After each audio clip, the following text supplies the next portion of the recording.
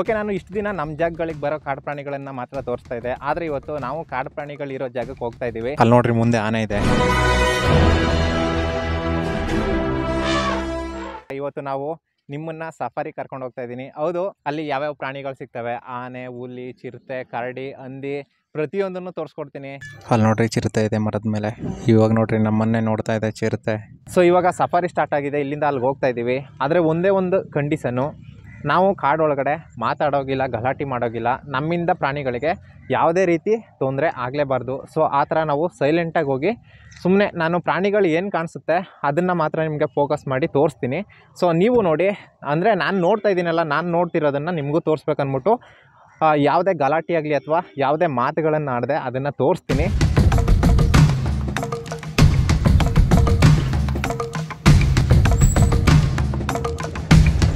ಯಾವ್ಯಾವ ಪ್ರಾಣಿ ನೋಡ್ಬೇಕು ಅನ್ಕೊಂಡಿದ್ದೀಯ ಪ್ರದೇ? ಬ್ರೋ, ಡೈನೋಸಾರ್ ಇಲ್ಲ, ಆಲ್ಮೋಸ್ಟು ನಮ್ಮಿಬ್ಬರನ್ನ ಬಿಟ್ಟು ಕಾಡಲ್ಲಿರೋ ಪ್ರಾಣಿ ಎಲ್ಲ ನೋಡಬೇಕು ಬ್ರೋ. ಸಫಾರಿ ಇಲ್ಲಿ ಸ್ಟಾರ್ಟ್ ಆಗುತ್ತೆ. ಇಲ್ಲಿಂದ ಕರ್ಕೊಂಡು ಹೋಗ್ತಾರೆ. ಇಲ್ಲಿಂದ 30 ಕಿಲೋಮೀಟರ್ ಡಿಸ್ಟೆನ್ಸ್ ಕರ್ಕೊಂಡೋಗಿ ಫಾರೆಸ್ಟಲ್ಲಿ ಕರ್ಕೊಂಡು ಬರ್ತಾರೆ. ಇದು ಓಪನ್ ಫಾರೆಸ್ಟು, ಝೂ ಟೈಪಲ್ಲ. ಬಂದಂಥವ್ರಿಗೆ ಕರ್ಕೊಂಡೋಗಿ ತೋರಿಸ್ತೀವಿ ನಾವು. ಅಲ್ಲಿ ಏನು ಬೇಕು ಸಿಗುತ್ತೋ ಅದೆಲ್ಲ, ಪ್ರತಿಯೊಂದು ಏನೇ ಸಿಕ್ಕಿರೋದು ಲಕ್ಕು ಸರ್. ಅದು ಅದ್ರ ಮೇಲೆ ಡಿಪೆಂಡ್ ಇರ್ತದೆ. ಇದೇ ಸಿಗುತ್ತೆ ಅದೇ ಸಿಗುತ್ತೆ ಅಂತ ನಾವು ಕಂಡೀಷನ್ ಹೇಳೋಕ್ಕೆ ಹೋಗೋದಿಲ್ಲ. ಇಲ್ಲ ಪ್ರಾಣಿಗಳು ಕೂಡ ಇಂತಿದೆ ಅಂತ ಹೇಳೋಕ್ಕಲ್ಲ. ಎಲ್ಲ ಥರ ಪ್ರಾಣಿಗಳಿದೆ, ಅದು ಅದೃಷ್ಟದ ಮೇಲೆ ಡಿಪೆಂಡ್ ಸರ್. ಹಾಗೆ ನೋಡ್ತಾ ಇದ್ರೆ ಈ ವಿಡಿಯೋಗೆ ಒಂದು ಲೈಕ್ ಮಾಡ್ಬಿಟ್ಟು ನೋಡಿ. ಓಕೆ, ಹೋಣ ಬನ್ನಿ.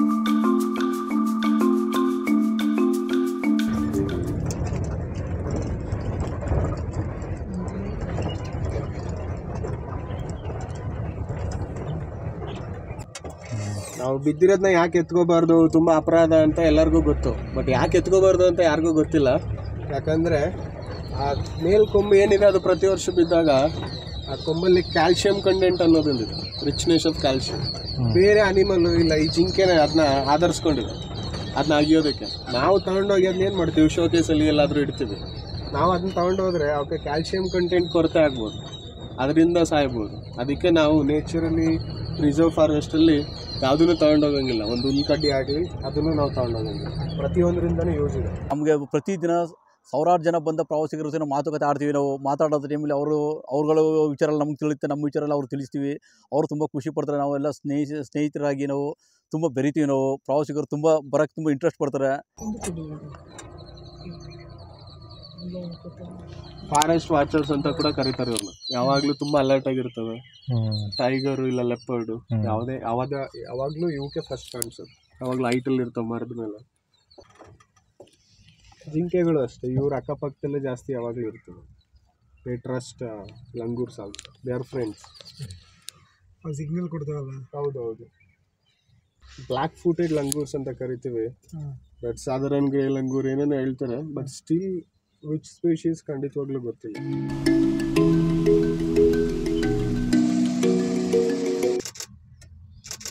Wow. It's the fastest bird in the world.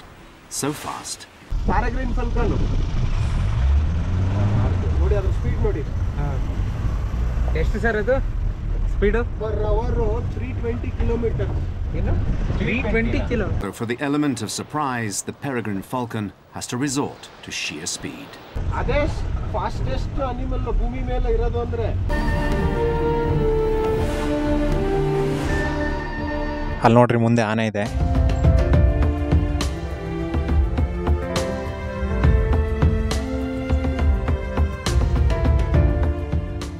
ಟಸ್ಕರ ಇಲ್ಲ, ಎಲ್ಲ ಗುಂಪಲ್ಲಿ ಸರ್ ಇದೇನು ಅಟ್ಯಾಕ್ ಮಾಡೋದು?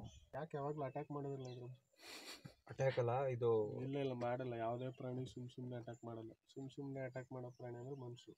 ಅವ್ರು ಹೇಳಿದ್ದನ್ನ ಕೇಳಿ ಒಂದು ಕ್ಷಣ ನನ್ನ ಮೈಯೆಲ್ಲ ಕಂಪಿಸ್ತು. ರೆಗ್ಯುಲರ್ ಆಗಿ ಜಿಂಕೆಗಳೆಲ್ಲ ಚೆನ್ನಾಗಿ ಸಿಗ್ತವೆ ಸರ್. ಜಿಂಕೆಗಳು ಸಿಗ್ತವೆ, ಮತ್ತು ಆನೆಗಳೆಲ್ಲ ಸಿಗ್ತವೆ, ನವಿಲ್ ಸಿಗುತ್ತೆ. ಈ ಟೈಗರು, ಎಲಿಫೆಂಟ್ ಎಲ್ಲ ಸ್ವಲ್ಪ ರೇರ್ ಇರ್ತದೆ. ಅದು ಕೂಡ ಅದೃಷ್ಟ ಸರ್. ಅದು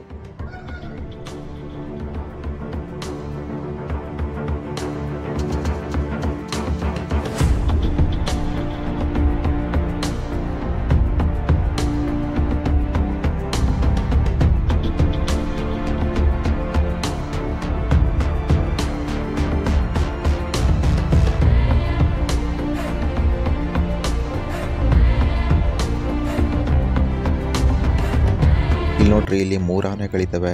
ಒಂದು ಮರಿ, ಒಂದು ದೊಡ್ಡದು. ಅಲ್ಲಿ ಹಿಂದೆ ಇರೋದು ಯಂಗ್ ಟಸ್ಕರು. ಅಲ್ಲಿ ನೋಡಿ ಕೊಂಬು ಕಾಣಿಸ್ತಾ ಇದೆ. ಹಾಗೆ ಅದ್ರ ಹಿಂದ್ಗಡೆ ಇನ್ನೊಂದು ಆನೆ ಇದೆ, ಬರುತ್ತೆ ನೋಡಿ ಇವಾಗ. ಹಾಗೆ ಅವುಗಳ ಯೂನಿಟಿ, ಒಗ್ಗಟ್ಟಲ್ಲಿ ಆ ಸಣ್ಣ ಮರಿನ ಯಾವ ಥರ ಪ್ರೊಟೆಕ್ಟ್ ಮಾಡ್ತವೆ ಅಂತ ಗೊತ್ತಾಗುತ್ತೆ ನೋಡಿ ಇವಾಗ.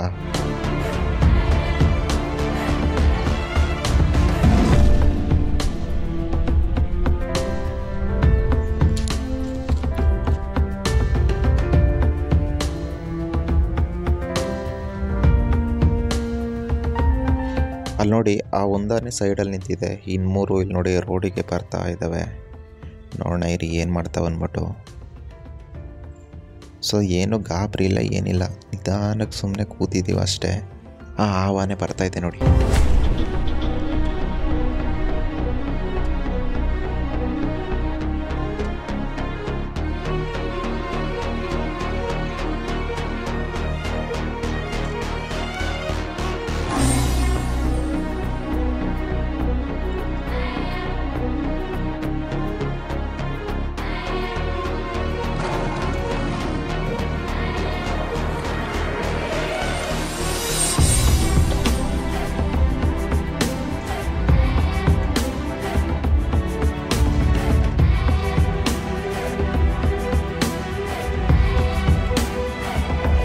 ಇಲ್ಲಿ ನೋಡಿ ಆನೆಗಳ ಒಗ್ಗಟ್ಟು ಯಾವ ಥರ ಇದೆ ಅಂತ.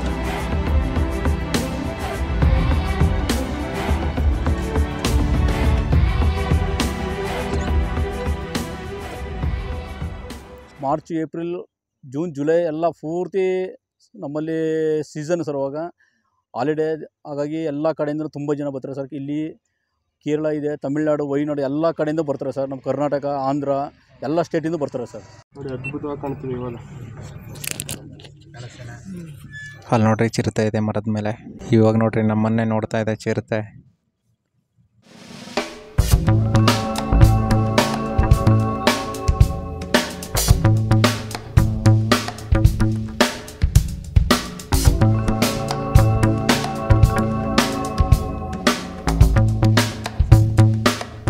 ಸರ್ ಇದು ಮನುಷ್ಯರ ಮೇಲೆ ಅಟ್ಯಾಕ್ ಮಾಡಲ್ವಾ? ಮಾಡಲ್ಲ. ಯಾಕಂದ್ರೆ ನಾವು ಅಷ್ಟು ನಟೋರಿಯಸ್ ಡೇಂಜರಸ್. ನಮ್ಗಿಂತ ಭೂಮಿ ಮೇಲೆ ಇನ್ನೊಂದು ಡೇಂಜರಸ್ ಆಗಿರೋ ಅನಿಮಲ್ ಅಂದ್ರೆ ಯಾವುದೂ ಇಲ್ಲ. ಸಾಕು ಸಾಕು ಸಾಕು ಸಾಕು ಸಾಕು. ಅಲ್ಲಿ ಮರದ ಮೇಲೆ ಮನಗೈತೆ ನೋಡಿ. ಅಲ್ಲಿ ನೋಡಿ, ಅಲ್ಲಿ ನಮ್ಮ ಕಡೆ ನೋಡ್ತಾ ಇದೆ ಇವಾಗ.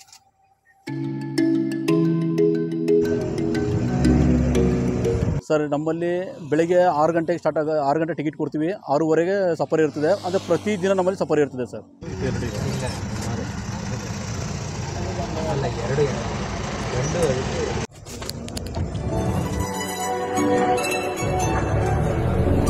ಓಕೆ, ನೋಡಿದ್ರಲ್ಲ, ನಮ್ಮ ಸಫಾರಿ ಅಂತೂ ಮುಗಿದಿದೆ. ಆನೆ, ಜಿಂಕೆ, ಚಿರತೆ ಮತ್ತು ಯಾವುದೋ ರೇರೆಸ್ಟ್ ಒಂದು ಪಕ್ಷಿ ನೋಡಿದ್ವಿ, ಪ್ಯಾರಾಗ್ರೀನ್ ಫಲ್ಕನ್ ಅಂದ್ಬಿಟ್ಟು. ಅದು ತುಂಬ ರೇರ್ ಅಂತೆ. ಅವ್ರು ಹೇಳ್ತಿದ್ದ ಪ್ರಕಾರ ಹುಲಿ ಬೇಕಾದರೂ ನೋಡ್ಬೋದಂತೆ. ಆದರೆ ಈ ಒಂದು ಪಕ್ಷಿ ತುಂಬ ರೇರು ಸಿಗೋದು. ಈ ವಿಡಿಯೋ ನಿಮಗೆ ಹೇಗನ್ಸ್ತು ಅಂದ್ಬಿಟ್ಟು ಕೆಳಗಡೆ ಕಮೆಂಟ್ ಮಾಡಿ. ನೆಕ್ಸ್ಟ್ ವೀಡಿಯೋದಲ್ಲಿ ಇನ್ನೊಂದು ಸ್ಪೆಷಲ್ ವೀಡಿಯೋ ತಗೊಬರ್ತೀನಿ. ಅಲ್ಲಿ ತನಕ ಎಲ್ರಿಗೂ ಟಾಟಾ, ಬಾಯ್ ಬಾಯ್, ಟೇಕ್ ಕೇರ್, ಲವ್ ಯು. ಹಾಗೆ ಕರೆಕ್ಟು, ನಿಮಗೆ ಸಫಾರಿಲಿ ಸಿಂಹ ತೋರ್ಸೋಕ್ಕಾಗಲಿಲ್ಲ. ಸೊ ಸಿಂಹನ ನೋಡ್ಕೊಳ್ಳಿ. ಇಲ್ಲಿ ಇದು ಗಂಡ ಯಾಕೆ ಹುಲಿ ಟೈಗರ್ ಒಳ್ಳೆ ಯಾವ್ದಾರು ಕಾರ್ ಬತ್ತೆ ಬನ್ನಿ ಇವಾಗ ಅಡ್ಡ ಕಣ.